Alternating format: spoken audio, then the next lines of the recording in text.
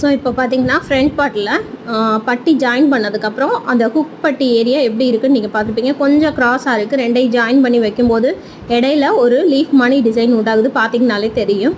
So இதை நம்ம correct பண்ண போகிறோம். ஸோ இதை கரெக்ட் பண்ணுறதுனால நம்மளுக்கு என்ன பெனிஃபிட்ஸ்ன்னு பார்த்தீங்கன்னா, ஷோல்ட்ரு ஆர்ம் ஹோல் சைடு இருக்குது பார்த்தீங்களா.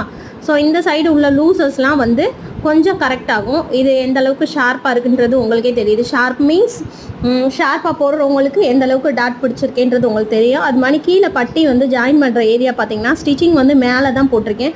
ஆக்சுவலாக ரெண்டையும் ஜாயின் பண்ணதுக்கப்புறம் பட்டியை மேல் வாக்கில் திருப்பி அந்த நம்ம கிராஸ் பீஸ் இருக்கிற இடத்துல கிராஸ் இருக்கிற பக்கத்தில் நம்ம இருக்கிற மாதிரி வச்சு நம்ம ஸ்டிச் போட்டிருக்கோம். ஸோ இந்த மாதிரி போடும்போது பார்த்திங்கன்னா உங்களுக்கு வந்து அந்த முன் ஷேப்பை வந்து இதில் எப்படி இருக்கோ அதே பர்ஃபெக்ஷனோடு இருக்கும்.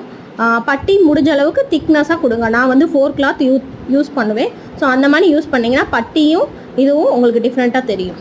ஸோ இப்போ பார்த்தீங்கன்னா ஸ்கேல் வைக்கும்போது இந்த இடம் ஒரு கிராஸ் தெரியுது பார்த்தீங்களா.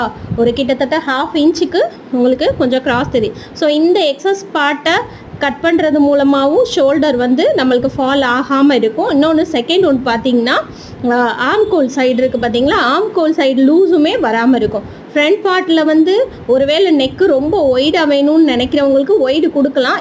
இதை சேம் 1/2 இன்ச்சு கட் பண்ணிவிட்டும் ஒய்டு கொடுக்கலாம். ஷோல்டர் சின்னதாக வேணும்னு நினைக்கிறாங்க பார்த்தீங்களா, அவங்களுக்குமே இந்த டெக்னிக்கை யூஸ் பண்ணி நீங்கள் ஸ்டிச் பண்ணும்போது ஈஸியாக இருக்கும்.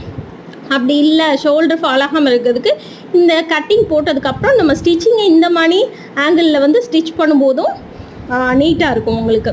இந்த மாதிரி ஆங்கிளில் ஸ்டிச் பண்ணும்போது, அதாவது இந்த மாதிரி க்ராஸாக ஸ்டிச் பண்ணும்போது ஷோல்டர் நல்லா பர்ஃபெக்டாக உட்காந்துருக்கும். ஃப்ரண்ட் நெக்கும் லூஸ் ஆகாது, பேக் நெக்கும் லூஸ் ஆகாது. ஸோ இதோட லுக் எப்படி இருக்குன்னு மறக்காமல் லைக் பண்ணுங்கள்.